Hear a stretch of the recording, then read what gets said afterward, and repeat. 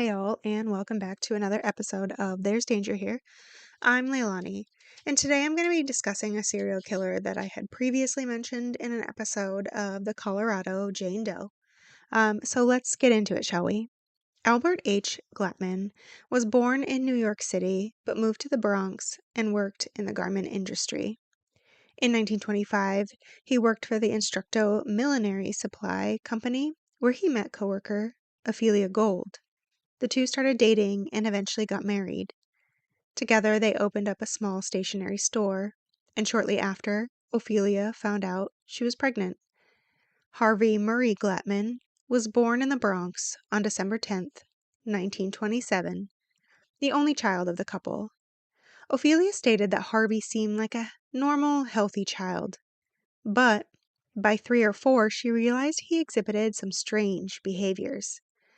He would tie a string around his own penis, place the loose end in a drawer, and then lean back against the string. And yes, I said at 3 or 4. Still, Ophelia just thought it was odd, but it wasn't enough to take him to see any type of professional. Ophelia was labeled as indulgent to Harvey, while Albert was a strict disciplinarian. When Harvey started school, he was, by all accounts, considered a good student. In the late 1930s, the family moved to Denver, while Albert Glatman started as a taxi driver and Ophelia worked at Hollywood Hat Shop. By this time, Harvey was using rope for his neck as part of an autoerotic asphyxiation. In school, he continued to do well. In junior high, the standardized testing scored Harvey between very superior, high, and excellent. Though his mental evaluation, there was a note that Harvey could be, quote, easily offended, end quote. His attendance was good, and he got a job working on Saturdays at this time. In 1942, he started at East High School, where he played the cornet and band, and was in the top 7% of his class. His mother says at this time that he was shy with girls and would even cross the street to avoid them, because he didn't want to be rejected or even potentially rejected. However, that soon changed. By 1944, Harvey was out prowling, breaking into apartments where only females lived. In one apartment, he stole a .38 revolver. Since he had the revolver, he increased his crimes. Harvey would find women, tie them to telephone poles, and partially disrobe them. Yeah, disgusting. On May 4th, 1945, Eula Johann was on her way home from the movies when Harvey tied her to a telephone pole, partially undressed her, and stole $2. 4 days later, Harvey broke into Elma Hammam's house, believing it was empty. She came home and surprised him, causing him to flee. She immediately called the police, and they came out to search, eventually finding young Harvey with another stolen gun and a length of rope taken from another burglary. Harvey immediately told police of his string of crimes, and by the 21st was charged with first-degree robbery of Eula Johann for that $2. His mother bailed him out the next day. Reports vary on whether Harvey did graduate with his class of 1945 or not. In either case, shortly after July, Harvey came across Noreen Laurel. He abducted her, bound her, and potentially molested her, though at this time did not move on to rape, and again, the sources vary here. He kept her throughout the night and let her go in the morning. That afternoon, he was arrested. At this time, his parents finally had him seen by a psychiatrist, Dr. J.P. Hilton, who diagnosed Harvey as a schizophrenic. Still, by September 30th, he was back in jail. This time he had to wait to go to court, which occurred in November. He pled guilty to robbery and was sentenced to 1 to 5 years in prison. From there, he was transported to Colorado State Penitentiary on December 15th, 1945. A physician at the penitentiary disagreed with the schizophrenia diagnosis and instead diagnosed him with psychoneurosis compulsive or anxiety disorder without depression. Harvey served 8 months of his sentence and was released on July 26, 1946. He was 18 years old at this time. Immediately, Ophelia moved him out of Denver, and the two returned to New York City. There, he bought a pocket knife and a plastic gun that was passable for the real thing, and immediately went back to his modus operandi. He was back out on the prowl. On the August 17th, he struck again. Olga Metrick and Rose Gianzera were walking home when Harvey found them, pulling his gun. Rose screamed loud enough another man came running, which, of course, caused Harvey to flee. But Harvey wasn't done. He came across Thomas Starrow and Doris Thorne, who were also out walking. Again, he brandished the gun, and Harvey had the pair walk off the path, forcing Thomas to kneel, and then bound him, stealing his money. Harvey then moved on to Doris, forcing her up against a tree where she was bound, and Harvey began to undress her. But Thomas had managed to get free of his ties and charged at Harvey.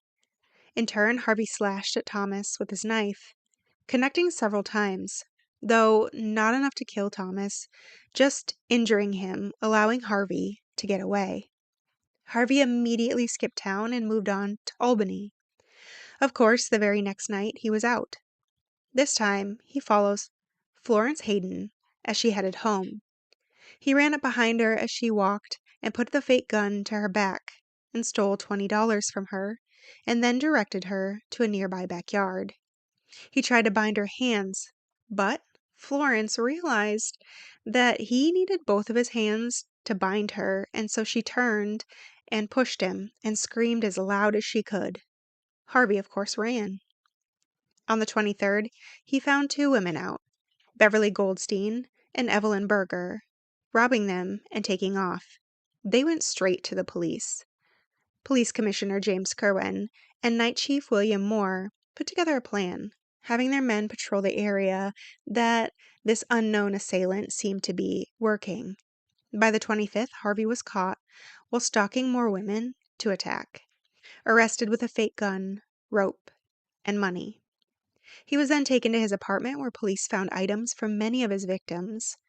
By the 28th, he was indicted for robbery with force and putting life in danger. He was also quickly connected to his other crimes and faced multiple charges from their jurisdictions. The judge denied bond at this time, labeling him as a flight risk. Eventually, Harvey realized it would be better to take a plea deal, so he pleaded guilty to first-degree grand larceny in October. At sentencing, he was given 5 to 10 years at Elmira Reformatory for juveniles. Recall at this point, he's only 18. In order to have him evaluated by a psychiatrist. Here it is noted that he was given sodium almethol, the truth serum as it has been called, that was believed to allow people to open up more freely. Harvey had always been a talker to police about his crimes, and with a psychiatrist, it seemed to be no different. At the end of his sessions, he was diagnosed. This time, psychopathic personality disorder, schizophrenic type, with sexually perverted impulses, as the basis for his criminality. After his evaluation, he was transferred to Sing Sing in September of 1948. There, he completed a radio repair class and was on good behavior, getting 6 months taken off his sentence. And I've spoken about this before, but of course he was on quote-unquote good behavior in prison. He was under constant supervision and wasn't near his would-be victims. Ridiculous that he gets time off for being unable to perpetrate any more crimes because he was under lock and key. Anyway, with that reduction, he was set to be released on April 16th, 1951, and remain on parole until September 1956. But on the day of his release, he wasn't sent out into the world. Instead, he was met at the gates by officers of Yonkers and brought to their jail. They wanted their pound of flesh for their robbery and stabbing of Thomas Starrow. Unfortunately, at this time, Harvey had a good defense, and they used the right to a speedy trial and miraculously won the case, which I feel like wouldn't fly if this were to have happened more recently, as cases often get held and tried if people get out. Anyway, in his case, charges were dismissed. Harvey went home to Colorado to serve his parole time, and for 3 years, didn't get a job, though it was a stipulation of his parole. In 1952, his father, Albert, passed away. Ophelia opened up her own hat shop, which left Harvey home alone.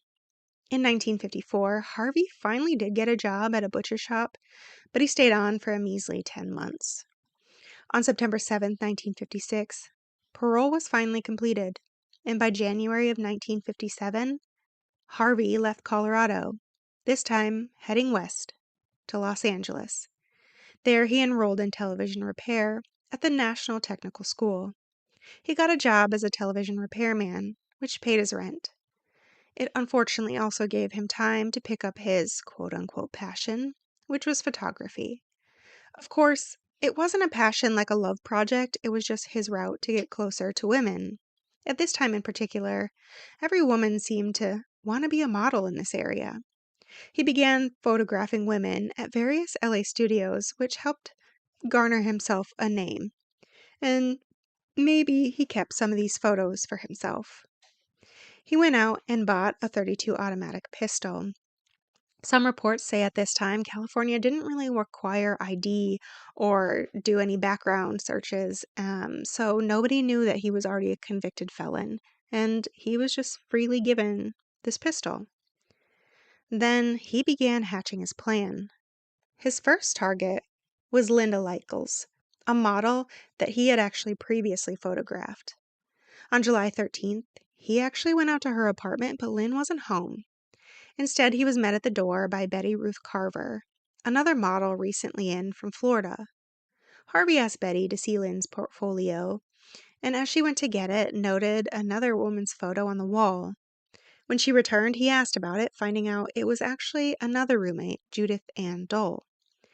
Using the alias Johnny Glenn, Harvey called the apartment several times, until on August 1st, he finally got a hold of Judy, somebody he really wanted to meet. He told her he had a rush job and asked if she was interested. At first she hesitated, so he offered to do the photo shoot at her apartment, and she agreed at a 2 p.m. meeting. When he arrived, Harvey stated that another friend had offered to let them use the studio, and would it be okay? Judy was hesitant, but went. See, she needed the money. And the pair ended up at Harvey's apartment. Harvey told Judy that the photos were for a True Detective magazine, so she needed to be bound for the photographs, which again she seemed to hesitantly comply to. After the photographs were done, Harvey showed Judy his gun and told her that he was going to have his way with her and to comply or he'd kill her. Harvey later reported carrying her to the living room where she got a nosebleed that he ended up cleaning up for her. Judy said she wouldn't fight because she was in the middle of a custody hearing coming up with her ex-husband and didn't want to make a fuss about anything. Harvey unbound her and made her take off her clothes, then photographed her on the couch before raping her. Twice. After, he allowed her to get dressed and then decided what he was going to do next. Meanwhile, photographers were calling the friend's apartment for missed appointments. Judy's ex-husband also called saying they urgently needed to discuss a matter of their daughter, Suzanne. And a contractor called after she missed a date arranged where he actually brought a lawyer for her to talk to. Harvey had supplied a number as they left, but it turned out to be a local print shop. Friends called the police and a bolo was sent out for Judy. After 10 p.m., Harvey stated he would like to take Judy far away to make her catch a bus back, giving him time to get out of the area if she decided to go to police. He tied Judy's arms and brought her to the car and drove 100 miles into the desert, then pulled off the road saying he wanted her one more time, getting out a blanket and more rope, walking a distance away from the car with her. Then he sat Judy on the blanket and once again bound her. This time she was face down, and he essentially hogtied her before wrapping the rope around her neck and strangling her. He then drug her body away from the area and covered her with sand, taking back one of her shoes with him. He retrieved all his rope and the blanket and put them in the back, in the trunk, and then simply went home. On December 29th, a man walking his German Shepherd found a skull. He immediately called police, and they came out, declaring a homicide as, quote, "she didn't bury herself," end quote. The coroner, however, didn't get much right about her, originally estimating her age between 30 and 35, not 19 as she was, that she had been in the elements for probably a year or two, when in reality, it was less than 6 months since she was murdered. Harvey originally left LA after this and went back to Colorado, but that was short-lived before he decided he was going to head back out to LA anyway in 1958. There, he called a dating service in order to satisfy him, using the alias George Williams. But his first date really wasn't his type, so he tried again.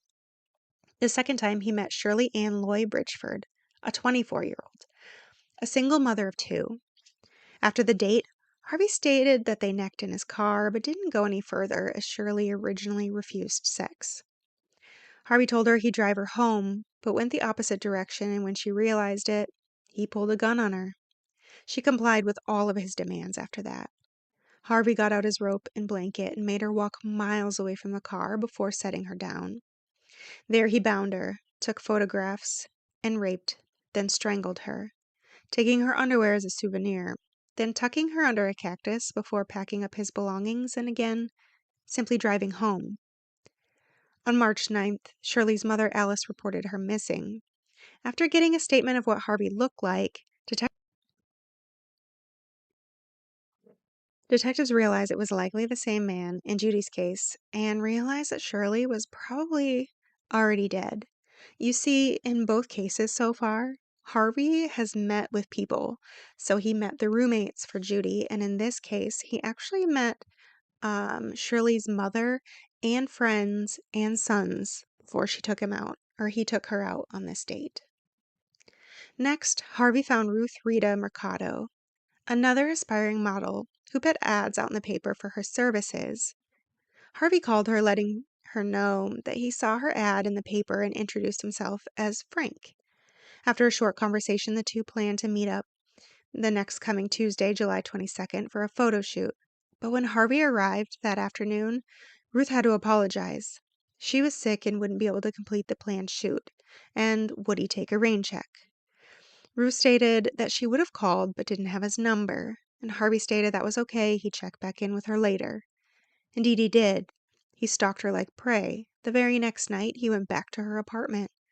But at first nobody was home, so he went to a bar and spent some time there, before going back again to her apartment. This time he needed to park far away, because the parking lot was full. He went back to her door, and she answered.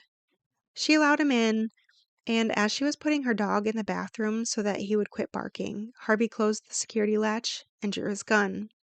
When she returned, it was to a pistol, and Harvey demanding they go to the bedroom. There he bound her, but ended up untying her in order to get her undressed, then assaulted her several times, before having her dress, tying up her arms again, and taking her to the car. Harvey took her out into the desert and photographed her all day the next day. Then as night fell, he bound her on the blanket he had and hogtied her, killing her. This time he left her in the open, packing up his belongings and simply leaving. Again, he did take some souvenirs. Everything else he pretty much threw out of the car as he drove down the road, according to him. On July 27th, the apartment manager went to Ruth's. Her mailbox was overflowing, and there he ended up finding her dog locked in the bathroom, half-starved. He informed Ruth's mother via a letter. Francisca received the letter in Plattsburgh, New York, days later, and called the authorities back in LA. But Ruth was labeled as a stripper and ended up as a low-priority bulletin, which even stated on it, quote, mental condition, poor, end quote. So needless to say, at first there was no investigation into her at all.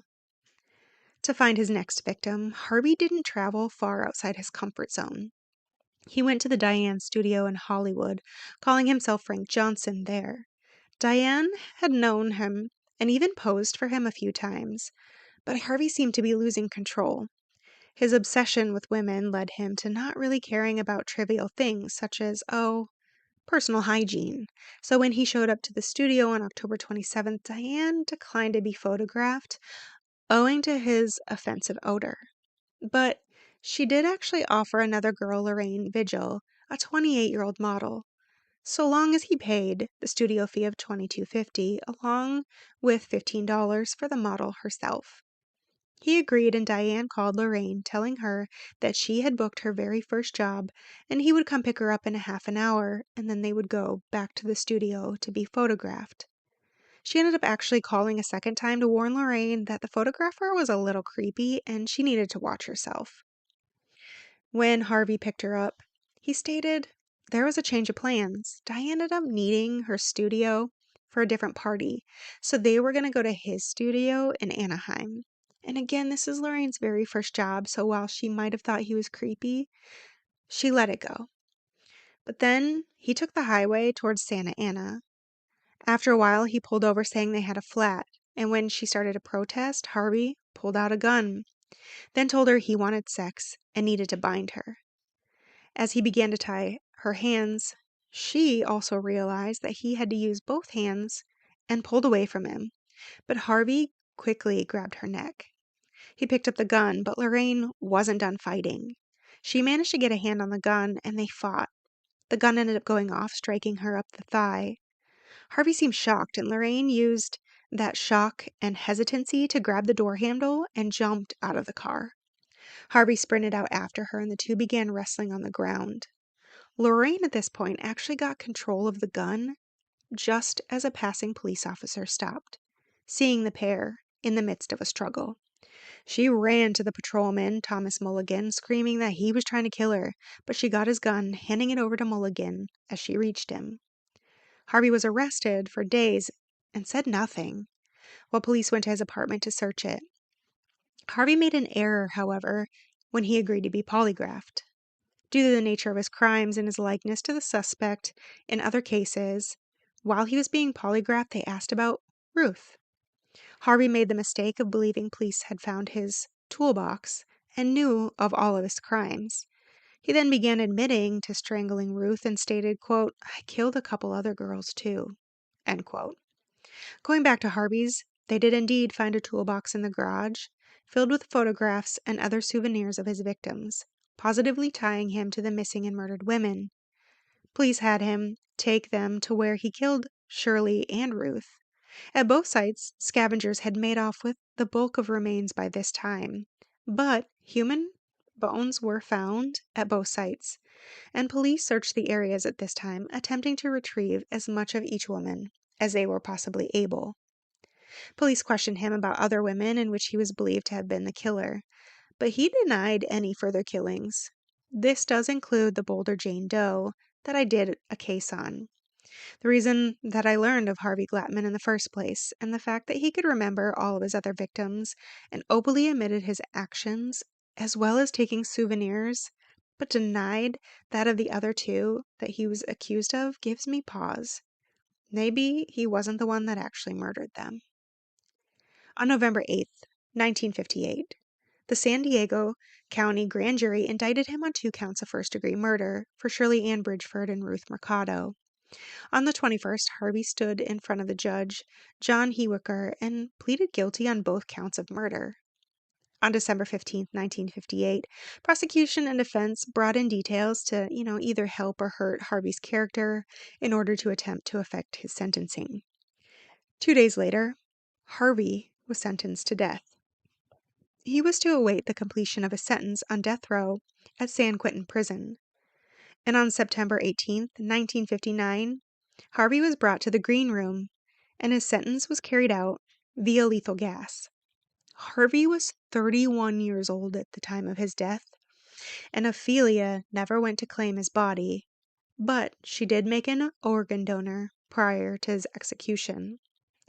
And with that, that is the end of the case of Harvey Glatman. To all those out there listening, be careful. It's a dangerous world we live in.